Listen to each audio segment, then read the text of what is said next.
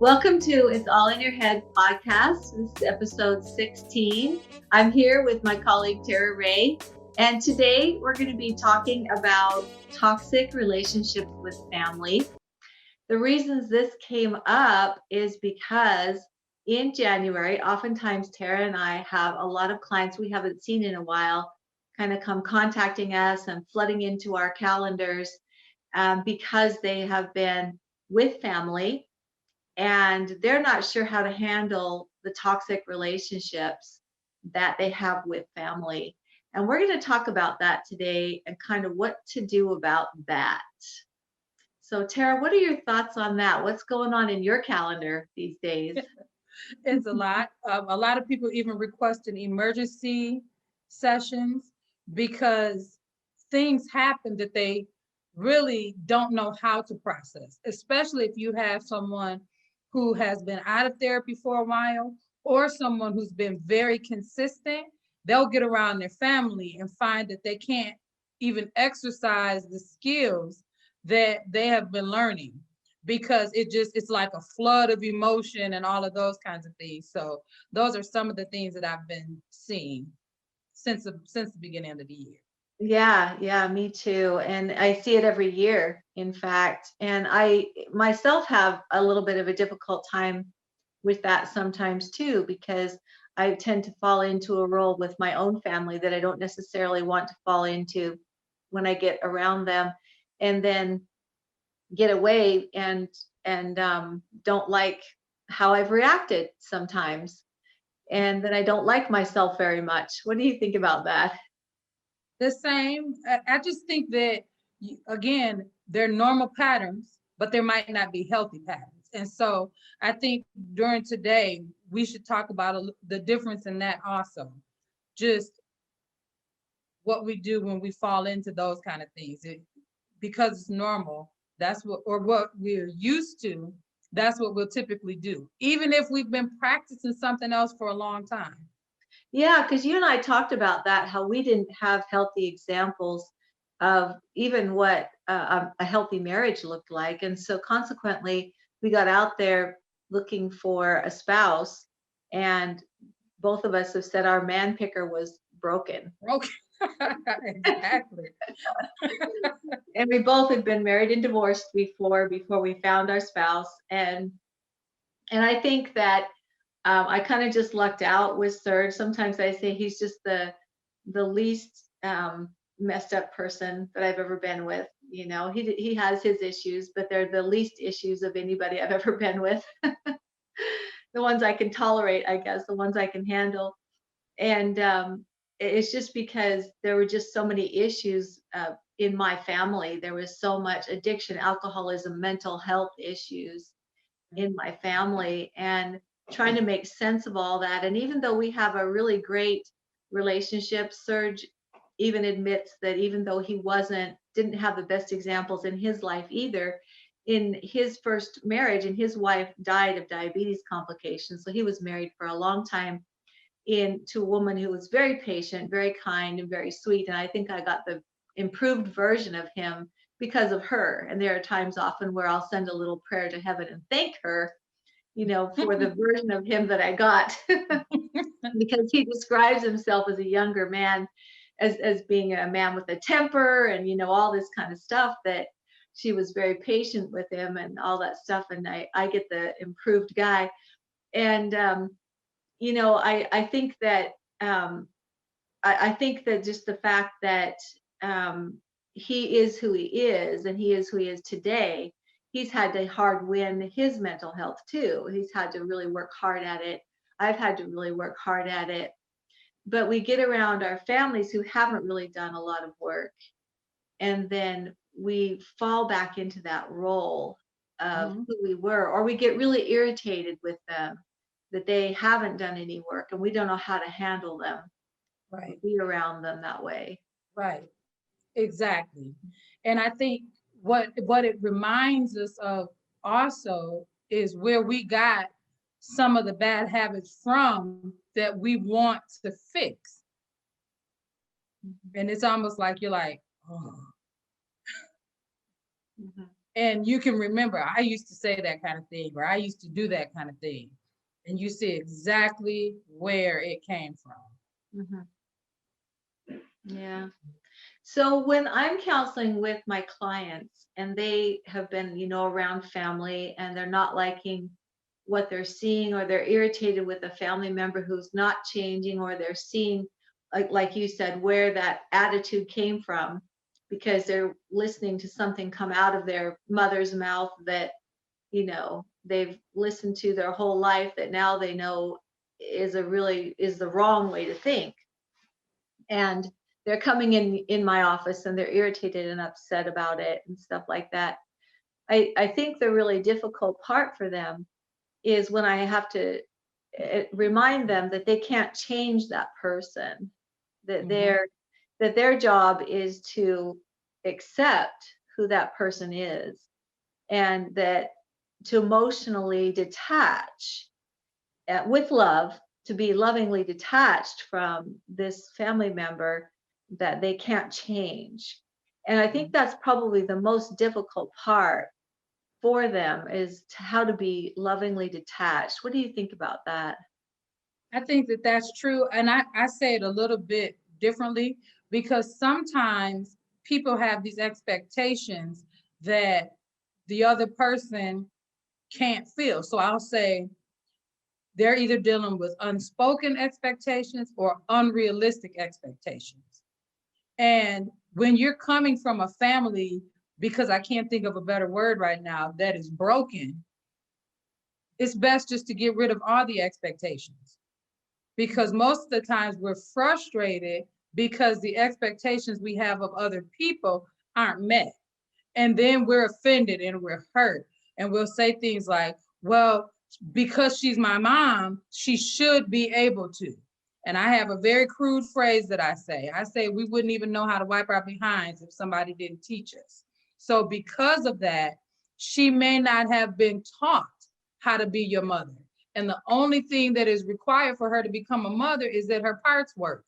So, we've got to get rid of all of those unrealistic or unspoken expectations and go in with fresh eyes, if that makes sense. Mm. Okay, yeah. So, and I know that some of my clients have been a little bit more successful at asking for their needs with a parent. I know it's a really tough thing because they didn't feel like their needs were met as a child. And now, as an adult, they're having to learn to ask for their needs from an adult parent. And that's been really tough. And sometimes those needs still don't get met, but sometimes they feel better just in asking for them, just in learning how to ask.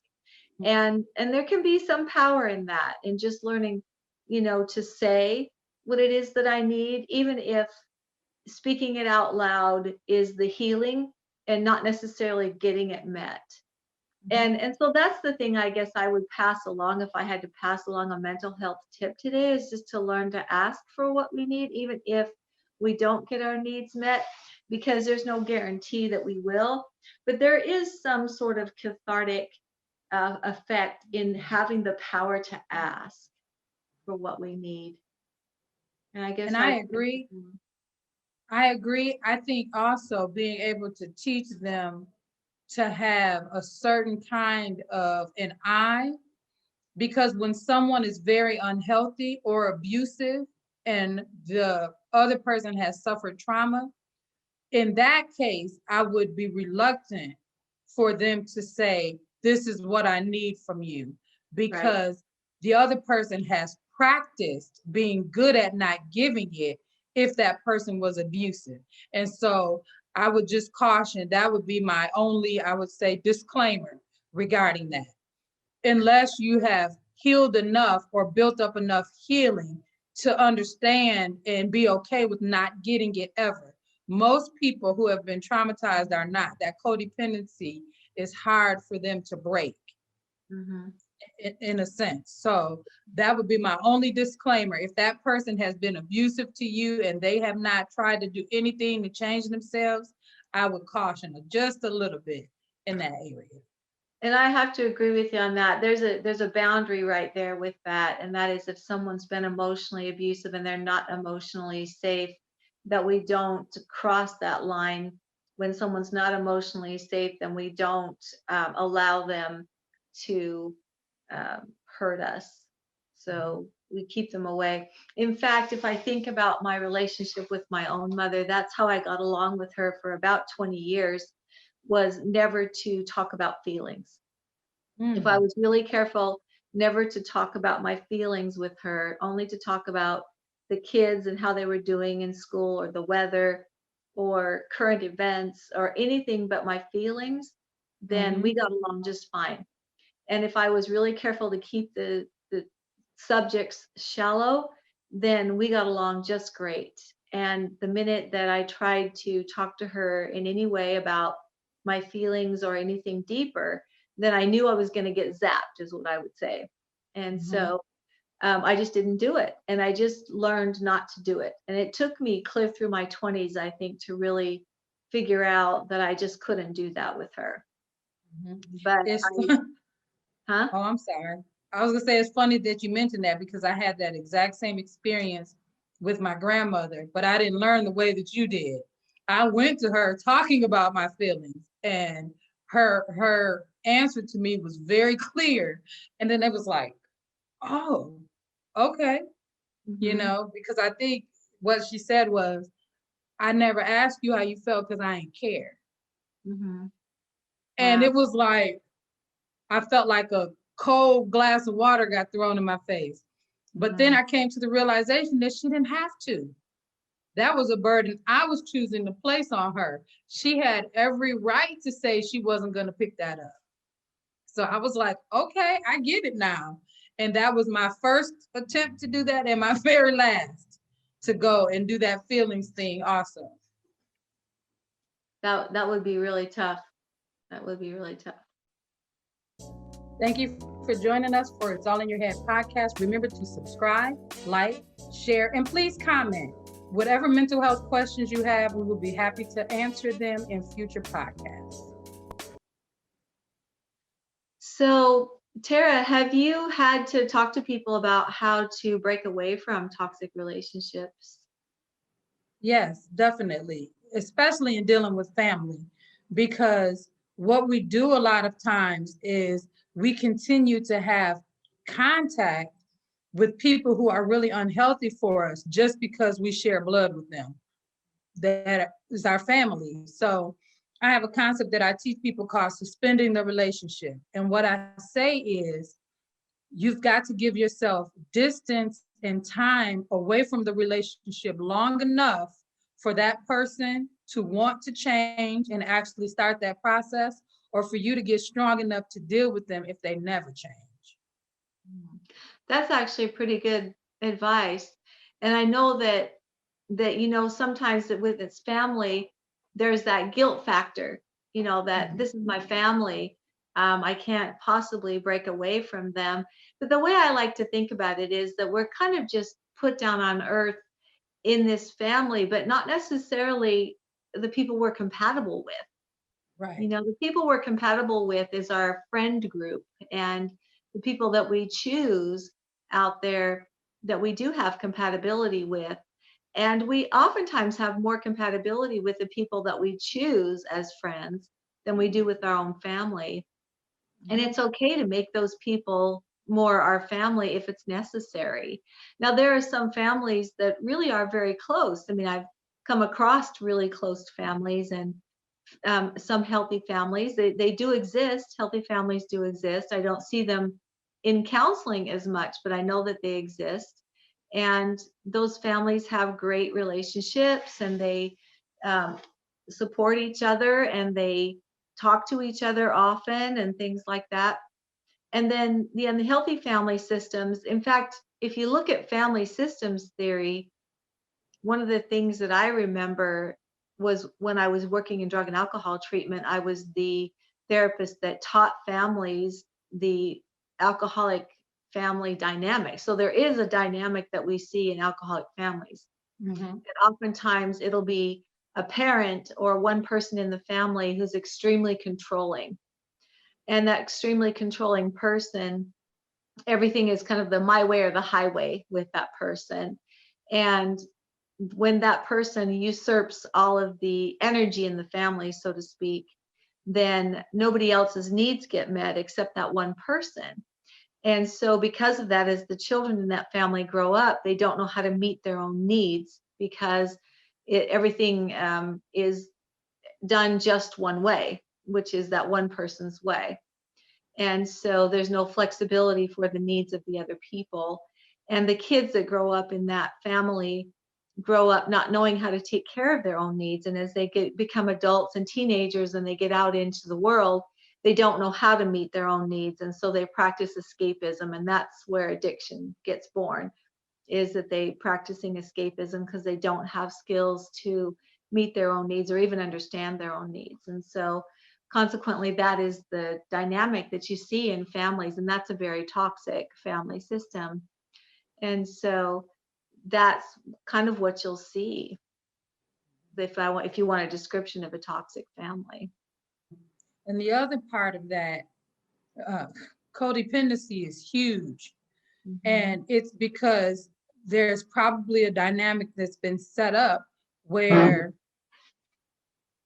other family members have been given the responsibility of caretaking for the one that's soaking up all of the energy.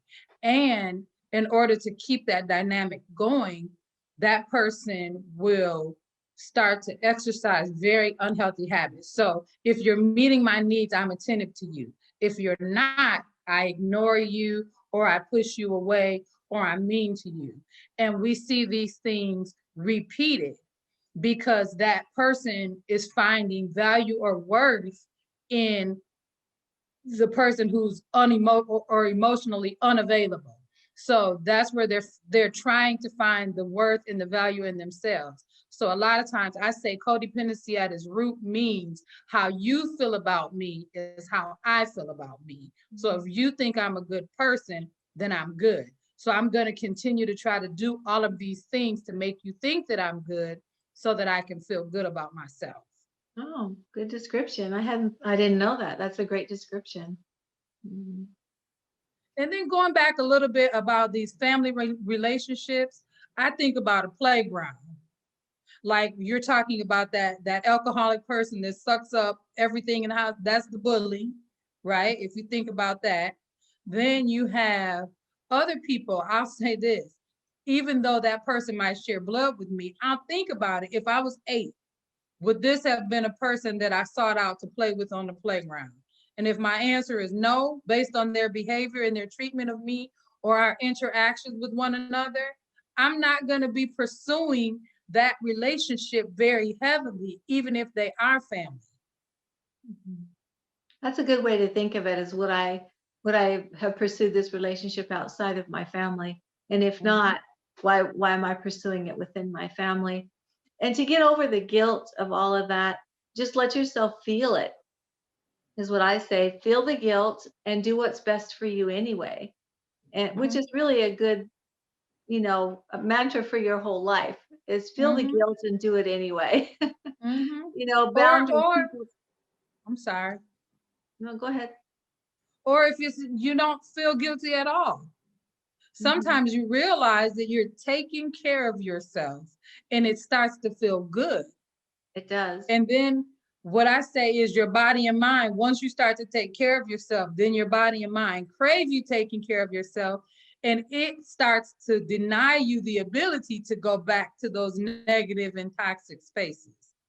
Yeah, that's really true. In fact, one of the things I've really loved about my own personal journey is just that at some point you realize you can't go back. And I love that about personal growth. And I tell people this, and something I'll pass along is just as we're growing, we're also shedding people. And what I mean by that is that the toxic people in our life are not meant to stay there. If we're growing and we're taking care of ourselves and we're setting good boundaries and we're moving forward with our life, then people are going to shed away.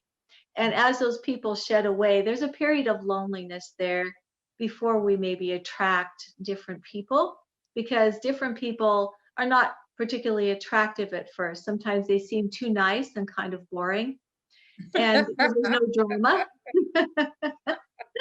In fact, if you're dating, the right guy for you is too nice and kind of boring. Give him a chance, Exactly. you know, Yeah. just give him a chance, and you'll find that he's very interesting. Mhm. And just there, after a while, you'll find that there is a lot of interesting things going on in people, and people are supposed to shed away and slough away, and just know that that's a normal phenomenon, and it's a little bit lonely at times in between one drama filled life and the calm, peaceful, happy life.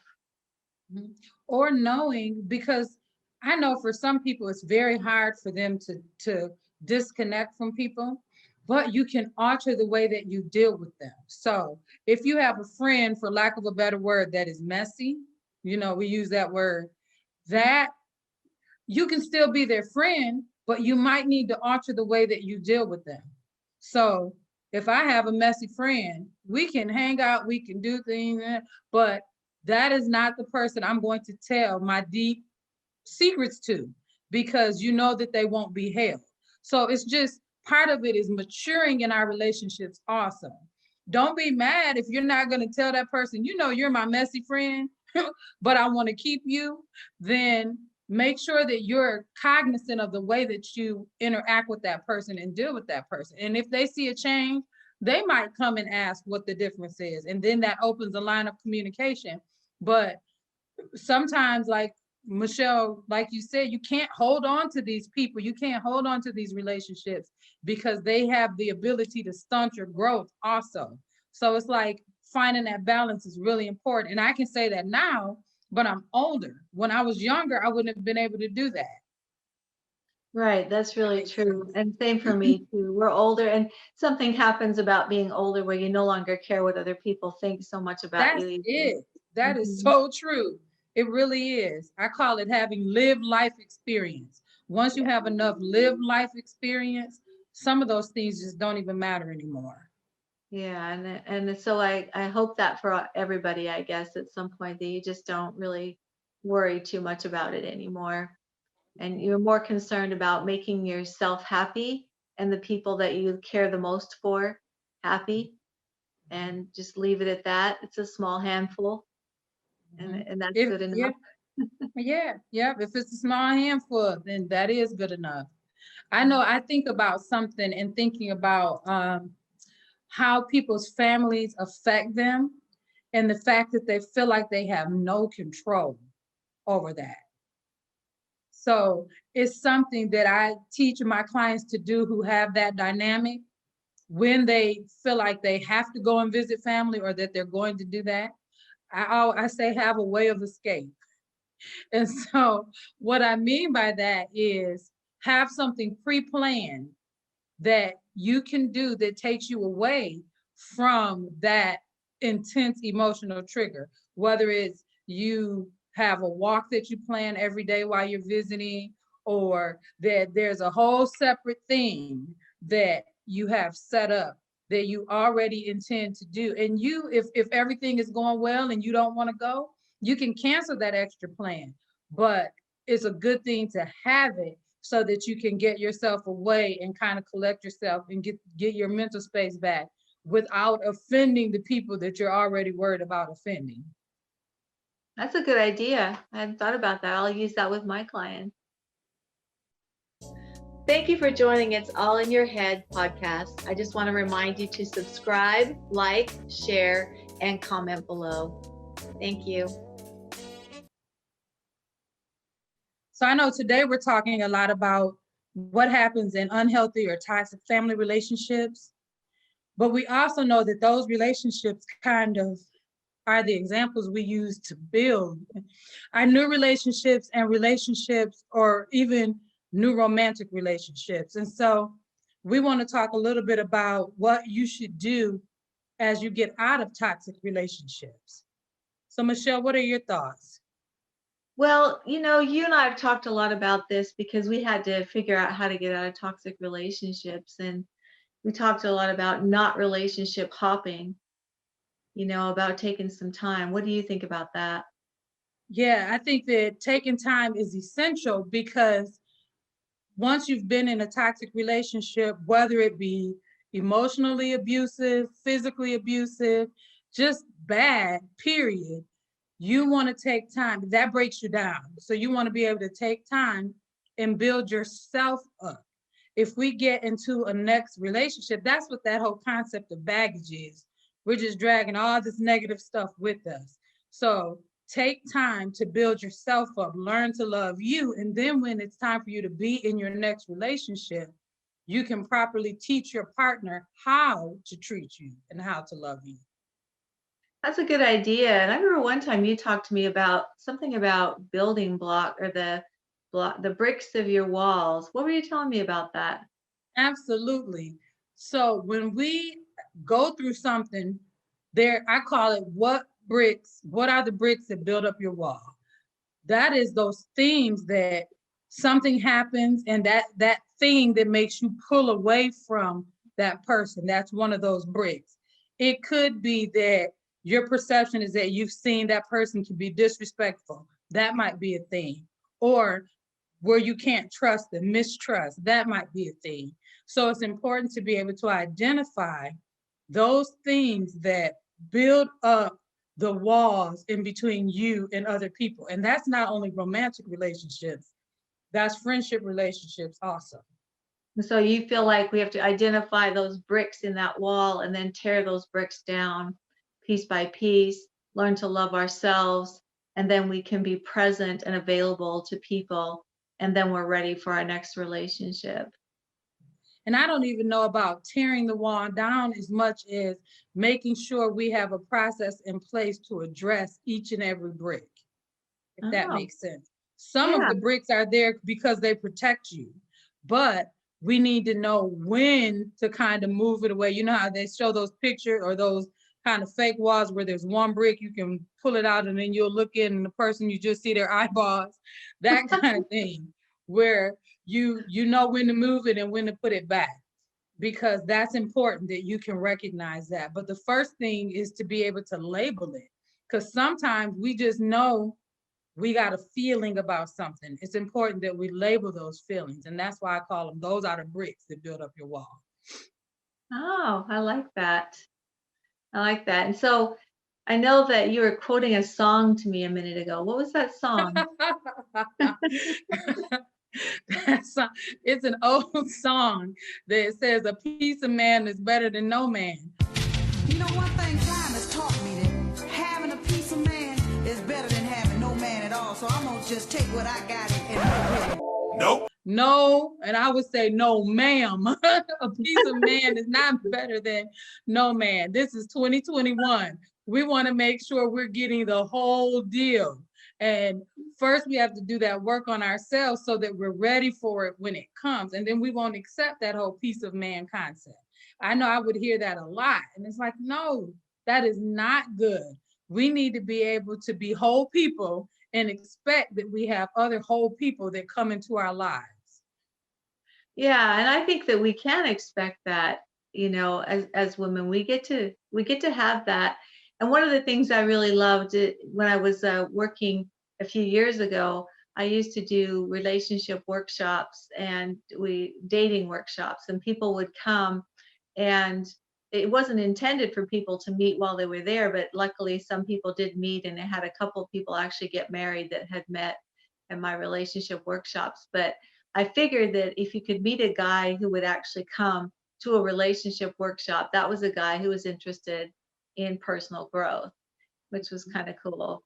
We're gonna, Mhm. and just so those of you who are listeners know, we're working on something like that too. We're going to be having some connection and dating kind of things coming up this in 2021. When the time is right, we'll get that going, and some relationship workshops and things that you can attend. So we're going to be doing some stuff to help you with personal connection, and we're excited about that because I'm there's so excited. many Yeah. elements to that. Yeah, I think the most important element to that is just the fact that you can connect with another person. What connects us is the sound of our voice and our touch. And that's what biologically connects us. That's what fires the bonding hormones in our brain, is the sound of another person's voice and their touch.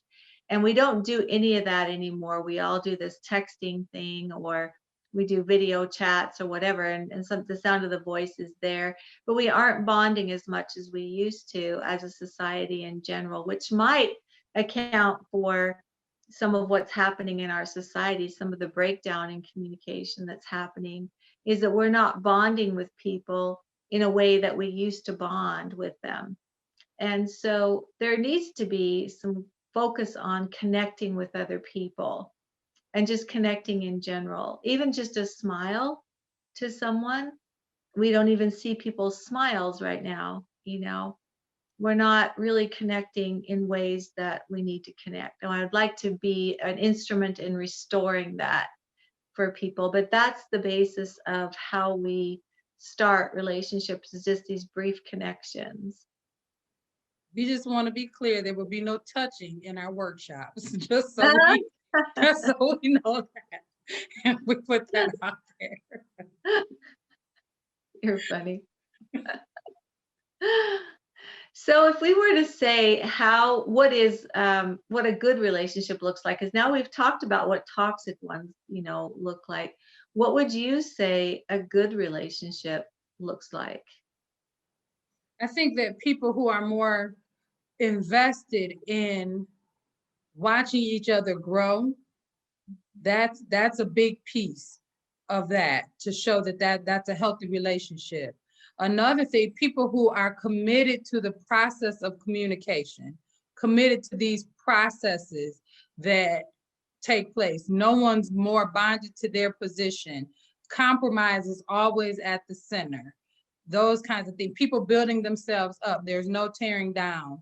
That emotional bank account we talked about in our first relationship series, to see that, just to continue to pour into the other person, and that it's reciprocal, that no one's feeling depleted at the end of these interactions. That doesn't mean that the relationship is always going to be 50-50.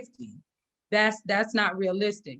But the fact that both parties are committed to that process of feeding into the relationship.